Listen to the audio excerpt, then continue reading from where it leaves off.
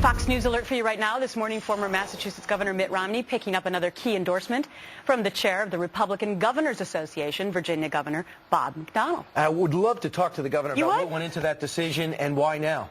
And, well, look, here he is right now. I can't believe this. What a coincidence. This is incredible. Wow. So you're Same day you release your tax returns, I'm here. Right. I'm going to give them to you soon. Governor, at 4 o'clock today, you're going to appear with the former governor of Massachusetts to say what? To say that this is clearly the best choice for the Republican Party to beat President Obama. This is a results-oriented conservative, a guy that has a proven record in the public and private sector of getting things done. There's only a couple of issues that matter next year. One is job creation. Second, this is clearly the best candidate for the cause, so I'm delighted to endorse him. Last night during the debate, he defended something called capitalism. Listen to this. And I'm going to stand and defend capitalism across this country throughout this campaign. I know we're going to hit it hard from President Obama, but we're going to stuff it down his throat and point out it is capitalism and freedom that makes America strong. I'm not going to apologize for being successful. And this was a different Mitt Romney from the Monday night debate. He seemed to be a little bit more aggressive. I don't know if that's exactly the right word, but a little bit more solid, maybe.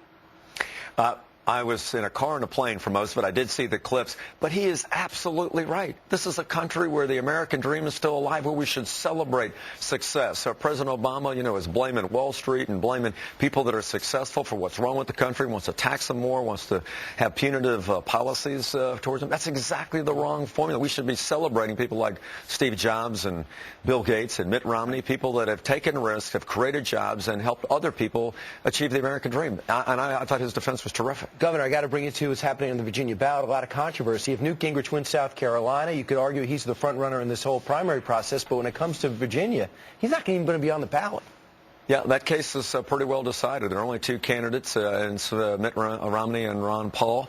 And unfortunately, there were really clearly stated requirements on how to get on the ballot. I've made it twice.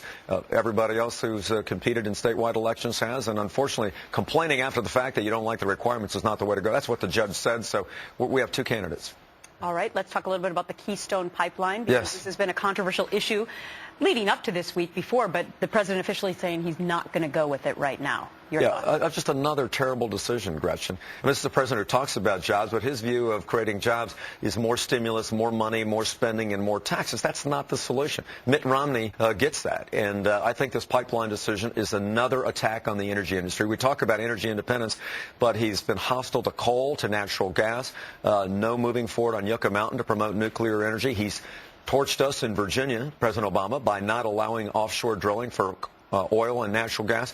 And now to say that we don't want tens of thousands of new jobs and a 1,700-mile pipeline to achieve more American energy independence than the oil, exactly the wrong way to go. So it's a bad decision, Governor, and that's why we need a new president. And you're not the only one who thinks that. Harry Reid's upset about it, and even the Democratic former governor, now turned senator, says this: as our country has continued to need for oil, it only makes sense that we would buy it from our friends in Canada rather than continuing to buy it from countries around the world that seek to do us harm. I truly believe any issues surrounding the pipeline could have been resolved if we had chosen to work together, but instead the administration has chosen a different path. That was Joe Manchin. Yeah, Joe Manchin's a stand-up guy. He was used to President Obama attacking the coal industry in his state, and I appreciate him standing up for this. But you know what? This is another capitulation to his left-wing base, President Obama's left-wing base, in putting that over the importance of American jobs. We have to capitulate to our time constraints, but actually, which means that we have to take a break. But if you would stick around, yeah, that would be great. 2 more minutes. Okay, thanks.